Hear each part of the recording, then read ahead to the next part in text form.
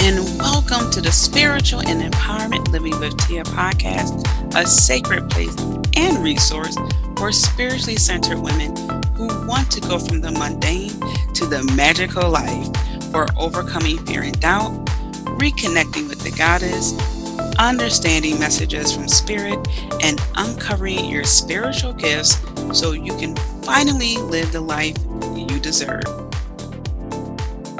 Hello, spiritual trailblazers, and you are in for a treat because I have an amazing guest who I cannot wait to introduce you to.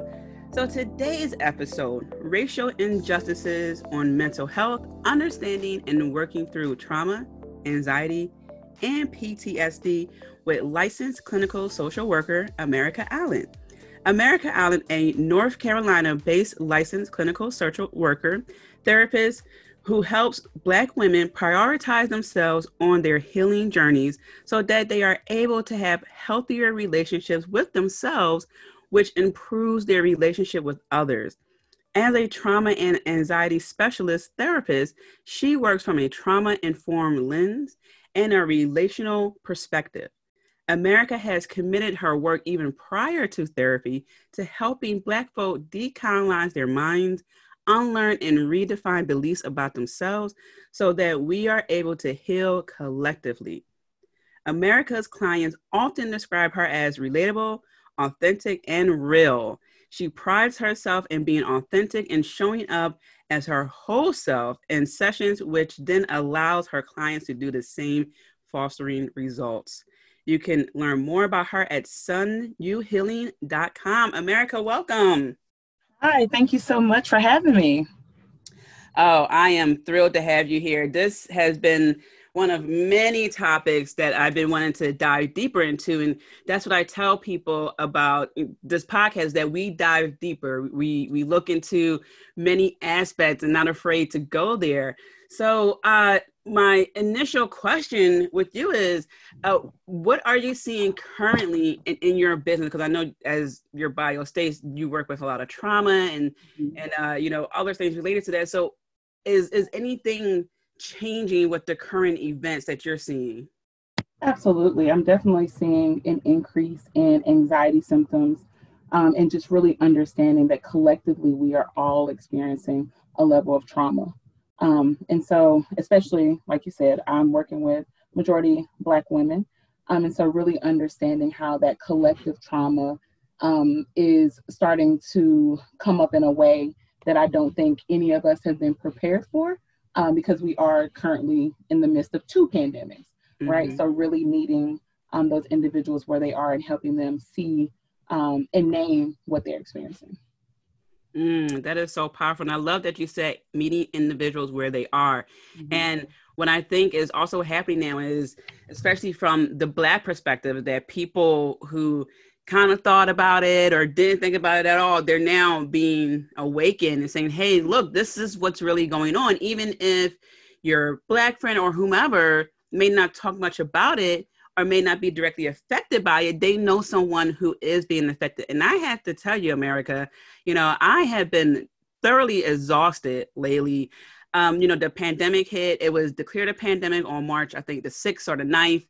And, not too long after that, we see the killing of, George Floyd, and then the video of Elijah McClain gets released, Breonna Taylor, all these things are just piling up one on the other, not to mention the protesters being pepper bombed.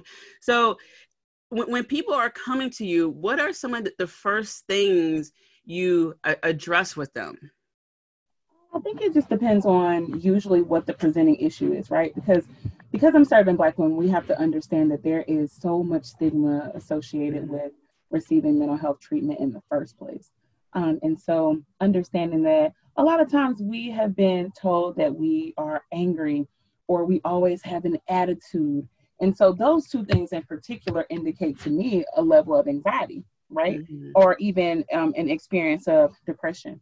And so what I'm finding is we are renaming, right? Because language is so powerful. Mm-hmm. So as we're renaming the experience and I'm learning more, I'm learning a lot more about their childhoods and learning that they have, for not all, but there has been some level of trauma, whether as a child or in early adulthood.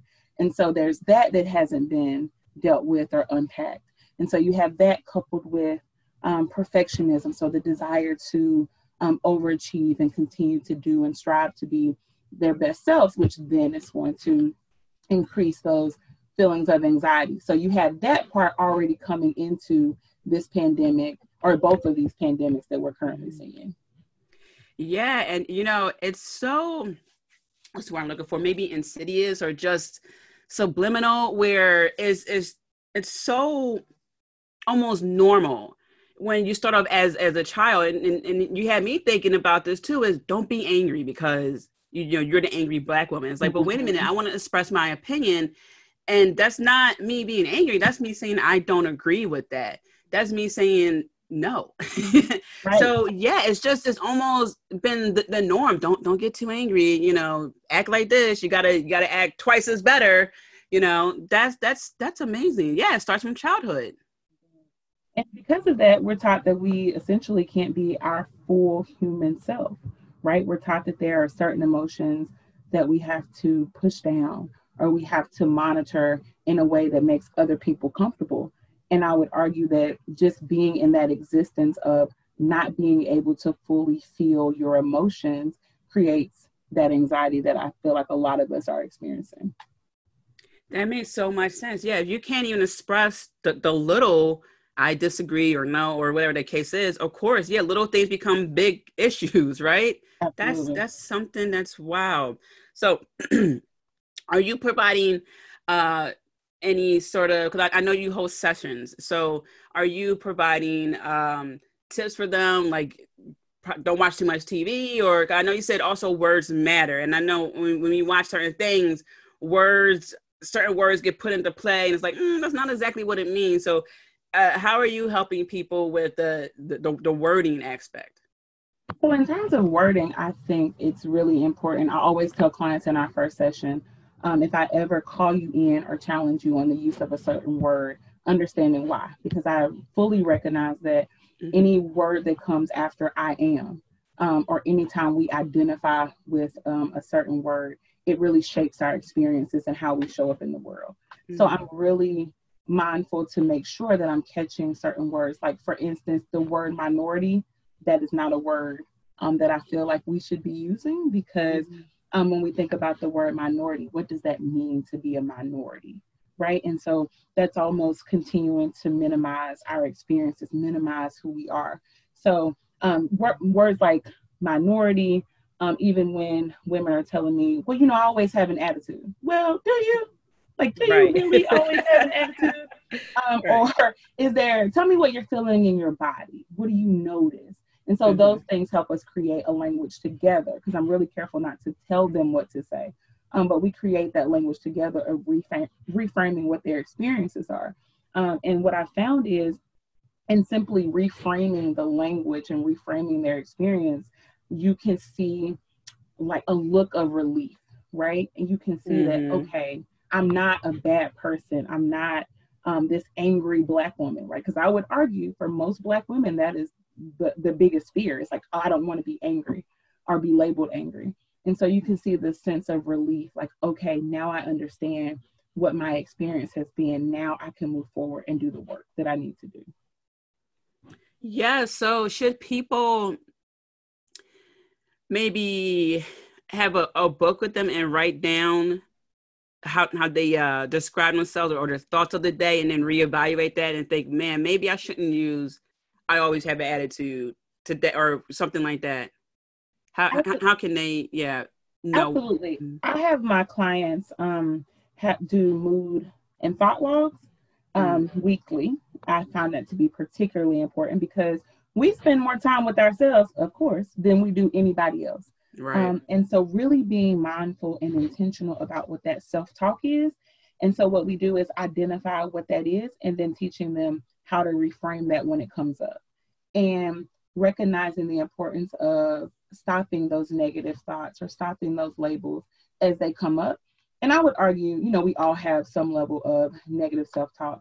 It's really just about being intentional and taking the time to pause, to reframe it and name it for what it really is. Right. So what are some of the things that you're constantly debunking? So because I work again primarily with women who are high achieving career women and mothers, there's always this understanding that they have to be martyrs for their children and families, and how taking care of themselves, prioritizing themselves is selfish. That is one of the biggest things. And so a lot of the work that I do with them, in addition to, of course, managing anxiety and managing their experiences of trauma, a lot of the work is, okay, how can we set better boundaries? How can we make time throughout the day, throughout the week, so that you are able to create this little carving of space for just yourself? What does that look like? Because I would argue that, you know, there's that old cliche saying, you can't pour from an empty cup. And even though I think when we hear that, it's like, oh, well, duh, but but like there has to be more, right? So really understanding how to refill and recharge, because it is impossible for women to continue to be the martyr and continue to prioritize the needs of their partner and their children, work, all of those things above the needs of their own, and still expect to feel good, right? I think there's so much emphasis, especially in our community, of what does it look like, right? So making sure that you look a certain way, act a certain way, so that you're showing that you've achieved a certain status. And it might look good, but like, does it feel good? Right. And so that's a lot of the conversations that we have. How can we implement things so that you feel good? That makes so much sense. I especially love, but does it feel good? It's sort of like, you know, yeah, it looks good on paper, but in reality, it doesn't work. Right. Yeah, I remember I was talking to one of my friends a while ago, and she was just admiring my nails. I said, yeah, that's just part of my me time. And she goes, oh, well, yeah, you don't have any kids. I said, but there's 7 days in a week. It's like, if you like getting your nails done, you should carve out, you know. I said, you don't want to get, because she likes the natural nails. I get the acrylics. I'm like, that wouldn't take you long at all. You would probably be out in about 30 minutes. Right. And, you know, for her, that was just like, oh, I know, I got to take my kid to this practice and that. I'm just thinking, lady, so slow down. Just for a minute. Imagine a world where you can get your nails done and your kids will be okay. Right. And I think too, and you made a great point there, there's a lot of assumption that single women or women without children, self-care comes naturally. And it doesn't necessarily. I think that we have to really understand that just because an individual doesn't have children doesn't mean that they don't sometimes, or have in the past, struggled with what self-care looks like for them. And that's an important conversation. And that is so true. I had to tell you, America, because self-care is something that I picked up maybe the last 5-ish years. And because I was someone who barely looked in the mirror. I talked about this in my first book. I barely looked in the mirror. I wore oversized sweaters. It just wasn't a concern for me, and it wasn't a thing. You know, self-care just wasn't a thing. You just, you know, you look presentable, you be clean, you know, and then you go on about your life. And then, you know, when I started diving into my spirituality, I learned, wait a minute, you know, this is something that is real. And I actually started getting my nails done. My Aunt Bonnie treated me to get my nails done for my senior prom. So, I mean, like 12th grade, okay, get ready to go to college. And I thought, oh, this looks pretty nice. And, you know, so yeah, you know, just like you said, just because a woman doesn't have a child doesn't mean that self-care was a natural thing for them. It's not. And now I'm growing and dedicating more to self-care. And when I had my nieces over, especially before the pandemic, I had them over all the time. I would bring them to the nail salon, and they want to get their nails painted and all this stuff. So, you know, you can incorporate your children, you know, into whatever self-care you're doing. I think that is so important. And that's what I stress with the mothers that I work with, is you taking care of yourself and your kids having an opportunity to see that. How beautiful is that? Right? Because they are learning what self-love, what self-respect looks like through seeing how you care and take care of yourself. Oh yeah, and it's so funny. Another quick story. So I had both my nieces over, and one was upstairs with me. She was sitting on the floor playing with her toys. And I said, okay, baby, I got to write real quick. And so I'd like to tell them also what I'm doing so they know, like, oh, no, she's not ignoring me or ran Mhm. off somewhere. I said, I'll be right back. I'm just going to write. She paused and looks around. She goes, where's your coffee? And Mhm. it's just part of the part of the good norm that she just knows that when Tia's writing, Auntie Tia's writing, the coffee's there. She has her ritual going on. So when she does her thing, she might have water, juice, whatever it is. It's a good thing for her to see. Yeah, that's so awesome that you said that.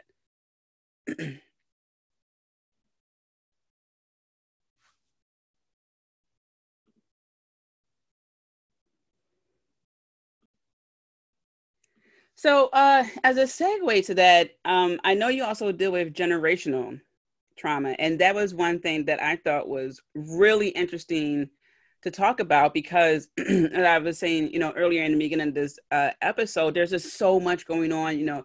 There's a pandemic of COVID-19. There's the racial injustice that we're dealing with. So, I was curious that for your opinion, your subject, your subject. Information about this. How do you think this will play on into the generations going forward? So that is a great question. I think in terms of intergenerational trauma, what we know about it is it's essentially when trauma is untreated and the stress related to it is then passed down to generations. Mm-hmm. So I can definitely see how this could continue to pass down to the next generation.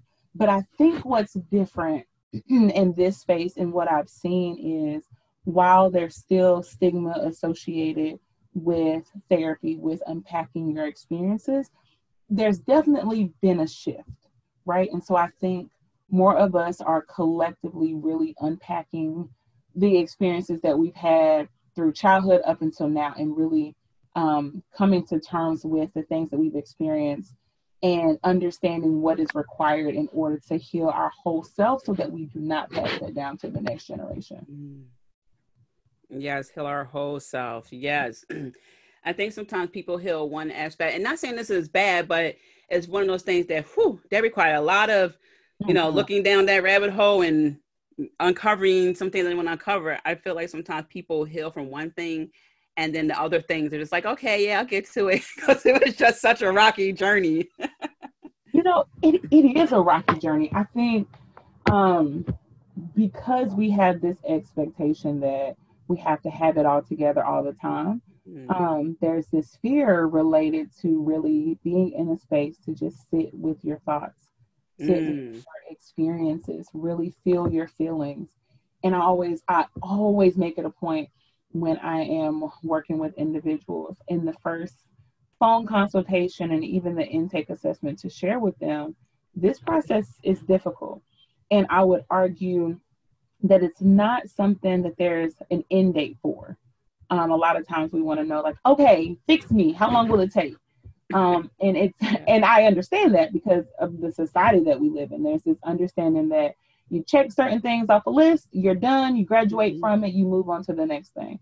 And I really, as I've done this work, both on and with myself and with my clients, what I have come to realize is I don't think healing is a destination.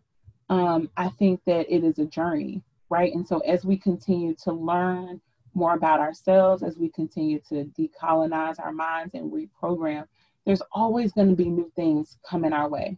And Mm-hmm. so, how do we use the skills that we have cultivated to heal that part of ourselves and continue to move forward? Yes, that is, yeah, very profound. Yeah, it's definitely not an easy journey. And I really liked uh, the point of it's not a destination. There's no end date. And it's so true because I think some people, when they heal, and I use myself as an example, when I don't want to say got over, but when I was able to understand and deal with the fact that my grandparents passed, it was like, okay, I arrived at this point, but there are always triggers. And I think people need to remember that you will be triggered, you know, whether you hear a song, their birthday comes up, or whatever your triggers are for whatever trauma you experience. And yeah, I think that's a very good point to remind people, is that, or let them know, for those who don't know, is that there's no end date with this. Oh, and being okay with the fact that those trauma reminders will come up. And so I think the healing is, how have I progressed and how I respond to those trauma reminders. And I think that is when you know, okay, last time I experienced this, it looked this way. And now, you know, I was able to pause.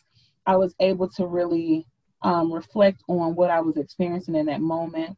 And then I was able to self-soothe. And that's different than what I've done before. I'd argue that really being able to acknowledge the progress, that's the work. Not, okay, I'm done. Right. Yeah, that's easy to forget the progress, because sometimes we're just so focused on, okay, is it done? Did I did it? All right. Yeah. Acknowledge exactly. Acknowledge the progress. You know, it's just, as you were saying earlier, sometimes we think we have to have it all and everything that comes with that. But you know what? If you have something and you got yourself together, wherever you're at, wherever point you're at now, acknowledge that. And if you move a little bit forward, acknowledge that. Don't beat yourself up. Yeah, that's so important. So what's a question or questions you wish more people would ask you?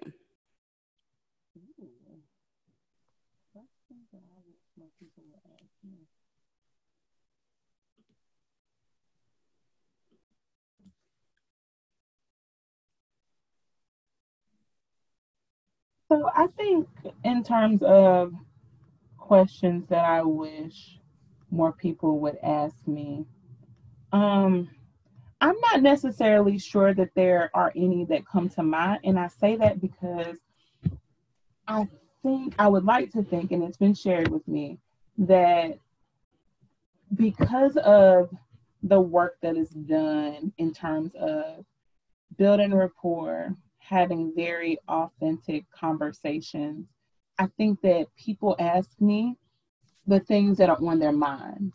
And I think that because of that, shows me how important it is to be able to have a therapist who looks like you. Because, and I was having this conversation the other day with another clinician of, you know, having clients who have previously worked with non-Black therapists, and these clients sharing that while their therapist was nice and super helpful, they found themselves sometimes struggling. And I think that that is why having a Black therapist who understands, because, you know, there's varying layers of that too, but having a Black therapist who has similar experiences in terms of their intersectionality. And so being in that space with somebody who you see be raw and authentic, I think fosters an opportunity for the client to do the same thing. And I would argue that is why the therapy, the work together, is so instrumental, because they are able to be who they truly are, ask those questions that they want to ask without fear of being judged. Because I think that a lot of times in this space, keeping in mind the stigma that is associated with Black folks going to therapy in the first place, and then because this is a non-Black space for the most part, and that's starting to shift as well. But in terms of, I think there was just a study done that said in terms of psychologists, only 4% are Black. And so really understanding how that impacts clients and when they show up. So there's this fear that the person that you're sharing your deepest, darkest thoughts and secrets with is not seeing you for who you are. And I think when that is alleviated, it makes it a whole lot easier for people to share and grow. Yes, representation matters. And that's what I'm seeing a lot too with, this is what I've been reading overall on multiple platforms, is that a lot of especially white women, because I work with a lot of women, so I tend to see more from women than I do from men, Mhm. is that they're realizing systemic racism. They're realizing mental health in the Black community, and they're realizing all these things that they felt were either gone or not as serious, whatever the case may be. So I can't imagine being a Black woman, want to go to a therapist. You're like, you know what? A therapist is a therapist. Their credentials look good. Mhm. I'm going to go in there and talk to them. And then they don't understand why you're not at a certain place in your life. And they're telling you, well, you know, you could do this, you could do that. But then it's like cough, redlining, cough. This is why, one of the reasons I'm not, you know, things like that. So because they're just not aware. And when you're part of a certain community, you're just more hypersensitive to certain things. So that's a great point. And I am so for representation and going to, you know, people who look like you, because there is value in that. And some people say, oh, well, it doesn't matter. It does matter. And I tell people, it's just like, remember when you was a little girl and you saw, name that superhero or name that powerful leading lady, you thought she was the greatest ever, right? All right, well, imagine someone in a wheelchair. They would like to see some people, you know, in a wheelchair do great things. And we have Special Olympics. I saw a billiard tournament with people in a wheelchair doing great things. Representation matters. So, you know, it's okay to do that. I'm glad that you said that. So important. Very. And so it's going back to the generational trauma for a minute. You brought back a memory. I remember when I was in high school and 9/11 happened, a terrorist attacks. And fortunately for me, so my high school is located in Center City, and I live in South Philadelphia, like not too far from the stadium. So it's a long walk. It's a long straight walk. And so I'm walking home, and I'm just thinking, man, what the heck is going on here? Because no one really knew at the time. So I finally make it home, and I tell my grandmother, I said, yeah, Father Mike got on the PA, and he said the Twin Towers were attacked. Like, I don't understand. She didn't even look at me. She played the lotto, so she had her number books out. She goes, this is just like Kennedy. And I thought, wow, like the trauma that she saw when Kennedy got assassinated, you know, and she had 3 kids, you know, she had to get a divorce, all these things. She was just holding a family together. And I can't even imagine what she felt when she saw her president get assassinated. And now here we are, a terrorist attack. And she said, this is just like Kennedy. So when people come to you to help with trauma, do they, like how did they, or what are some of the tips you give them to help them with the children? Because I know we talked about like how they can stop it with themselves, so you know it won't pass on to their children. But how are they to like involve their children in certain aspects? So most of the women that I have are actually newer moms, so that's interesting too. But for the ones I have that have who have children who are a little bit older, I always encourage them to create and hold space for your child to talk. I think that we don't understand how healing it is to just be able to share how you're feeling and what you've experienced. And so even being curious to ask their child, what do they know about this event? How does that make them feel? And then simply asking your child or their child, what is it that you need from me? How can I make you feel safe and supported right now? I think that is huge. And what I've heard from the couple that I do have that have older children is that has really allowed them to foster better communication because their children feel more comfortable coming to them because they know that they can. Wow, what do you need from me? Mm-hmm. Wow, I wonder if more people heard that, how the world would be different. Mm-hmm. Wow, what do you need from me? Whew, that's powerful. Man, I had to take a deep breath on that one. And I think the beautiful thing about asking that question, what do you need from me, oddly enough, alleviates some of the stress, because mothers, caregivers have this thought that they have to have it all figured out. Like, I have to know how to fix it. And because I don't know how to fix it, I can't talk about it. And if we just take a minute to ask children, partners, friends, like, okay, in this moment, what do you need from me? It takes the pressure off of you to figure it out. so that you can just be alongside them for whatever it is that they need.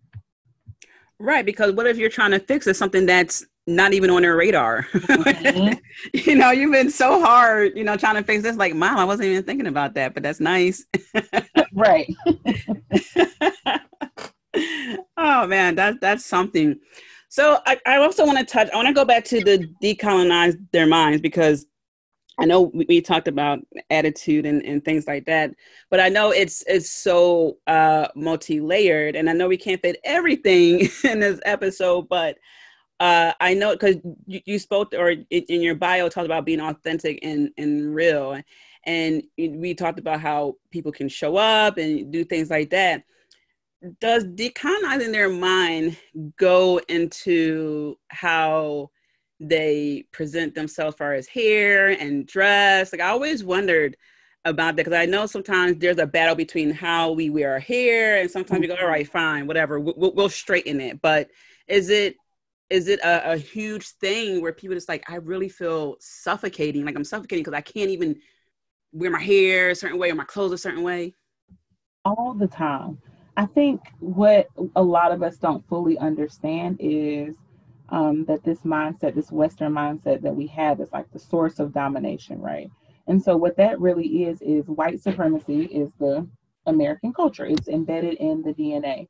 And so, every system that we operate in upholds this understanding of what it means to be professional, what it means to be desired, what it means to be successful.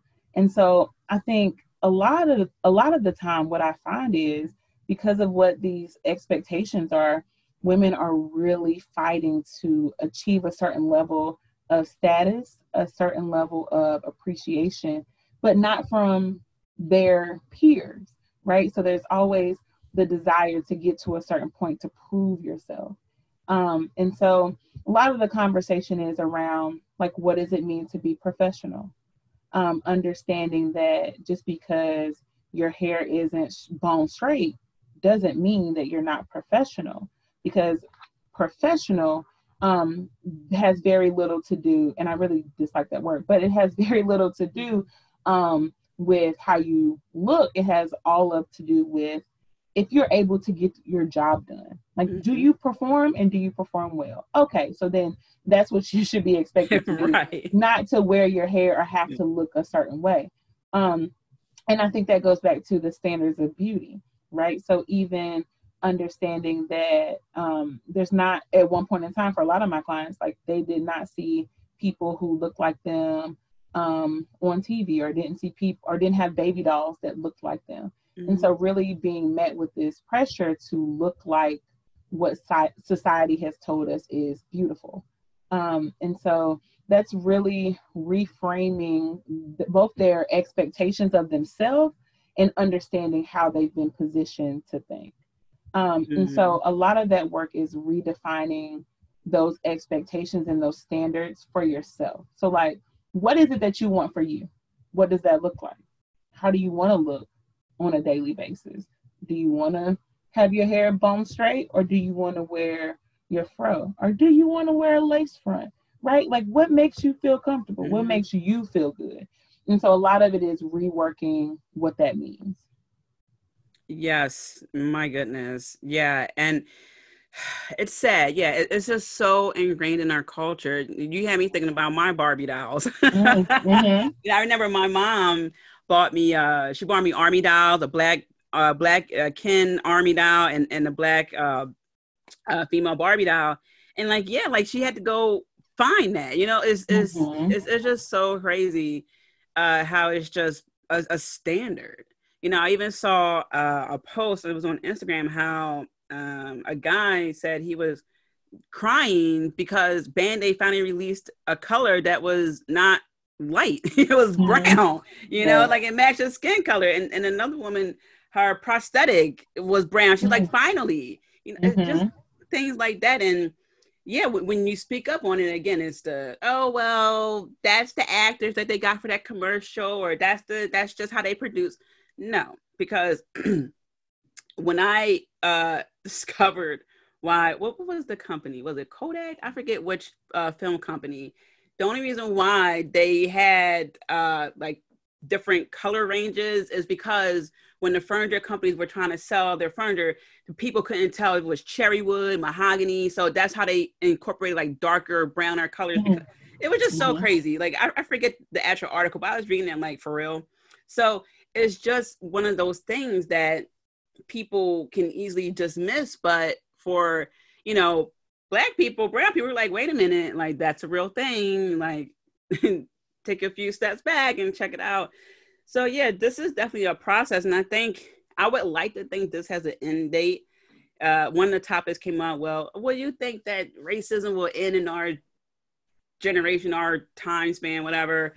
And I'm just thinking, I hope.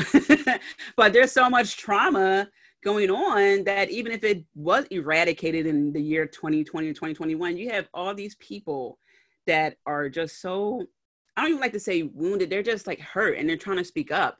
And there's still gonna be these pockets of places, areas in the world where that's not gonna be a space for them. So that's one of the things that just bothers me. Absolutely. And you also made a great point when you said that some people are like, oh, that's just how they casted the commercial or the show, or those are just the models in the magazine. And I think because systemic racism is in the DNA of American culture, that's what makes it hard for people to really understand and process, because that's the norm, right? So the norm is that when you look in a magazine, a majority of the women in the magazine are non-Black. When you look at TV, a majority of the families that you see are non-Black. And I think because that has become the norm, it makes people really uncomfortable to have to sit with that and ask themselves, why is that? Right. Like you said, have conversations with yourself, be in your own thoughts and really look at yourself, because some people think that they're giving up something by admitting what's going on. You're not giving up anything. People are gaining things here. Okay. Yeah. It's very, I would say frustrating and upsetting when I see a commercial like, oh, wow, Black people don't drink that coffee or Black people don't buy that car. Really? You know, it's like, right. and it's a little bit of, you know, that buildup in me that I got to remember to let go, you know, like, okay, Tia, you know what? Make the change where you can, when you can, you know, because I can easily I can easily harvest that energy, you know, and put it somewhere negatively. So that's one of the reasons why I'm saying it, is that it's so easy for, you know, for me or anyone, you know, especially Black people, to be like, you know what, forget this company, screw that, blah, blah, blah, you know. Make sure that you're channeling your energy in the right direction. Absolutely. Absolutely. And I think, again, there, if we don't challenge it or if we don't channel it into the right direction and we press it down, push it down, then we're going to continue to see these symptoms of anxiety. We're going to continue to feel burnt out and overworked because we don't really have a way to channel it in a way that feels productive. And I think that's the hardest part with racism, is there's this desire, especially for the Black folks that I work with, there's this desire to figure out, what is my role to help the cause? What does that look like? And because they want to do things that they see as results driven and productive, it can be frustrating when they're not able to operate in those spaces. Right. Yeah, and there are so many things that you can do, but yeah, and it makes you wonder, is this even worth it? Someone was saying on TV, please go out and vote. Or maybe, was it Beyonce's mom on Instagram? I forget where I saw this, but someone was encouraging people to vote, and they were just saying, please don't think that your vote doesn't matter. You know, people think that their vote doesn't matter. Like you were saying, results driven. They think, well, it doesn't matter. So why should I show up? Why should I say anything? Why should I do anything? It's like, no, please show up, because it does matter. You may not see it right away, but trust me, it matters. You know, when we talk about voting, I think what's so interesting to me is I know for a fact that voting is powerful, because if it wasn't, there wouldn't be voter suppression.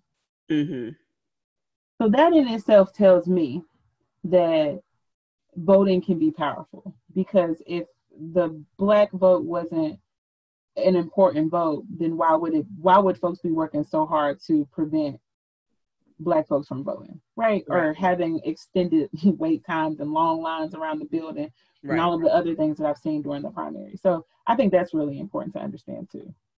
Right. Exactly, which can lead to so much more, like you were saying, that misplaced, direction. So, final question. Do you have any daily rituals that help you stay sane? I do. So I try to lead by example and do the same things that I encourage my clients to do. So for me, that involves being very intentional with how I start my day. So my day typically looks like me starting with some very deep belly breaths, which is called the 4-7-8 technique. I teach all of my clients that. And so that's basically breathing in for 4, holding for 7, and exhaling for 8. And in doing so, I then set my intention for the day. So I typically ask myself, what is it that I need today? So if it's, okay, I have a lot to do today. So my intention might be, I'm going to be kind to myself. And if there are things I don't get done, that's okay. And that's how I start the day. And so really being grounded in the moment, keeping myself together. Exercise is a daily thing. Thank goodness I bought a bike, indoor cycling bike right before the pandemic really hit. So that has been incredibly helpful. So getting that 30 or so minutes of just focused on the bike is super helpful. I also am a sager. So I sage and smudge my house, clearing the energies. I use that in between sessions, turning on healing frequencies and just like dance it out, smudge it out in the house. And then ending my night, usually trying to disconnect and setting those boundaries, keeping those boundaries around social media. And so using the nighttime to read and then to journal about the experiences that I had during the day. I like that. Oh man, that sounds so divine. Starting off right, the breath, journaling at night. Love it. It's been a process. It has been a process. I'm sure. Do you have any final words you'd like to tell the listeners? Thank you all for sticking through and listening. Thank you for having me. I really appreciate it. And I hope that we can continue to have these conversations around race, racial injustice, what that looks like, how it's showing up, so that we can come to a place of healing. Absolutely. Well, thank you everyone for tuning in. I am rooting for you as always. I'm sending you many blessings. Until next time. As always, Spiritual Trailblazer, thank you for tuning in. Do make sure to stop by and visit me at tiamariejohnson.com. Also, don't forget to subscribe. Last but not least, be kind to yourself. I'm rooting for you, and I'm sending you so many blessings. Until next time.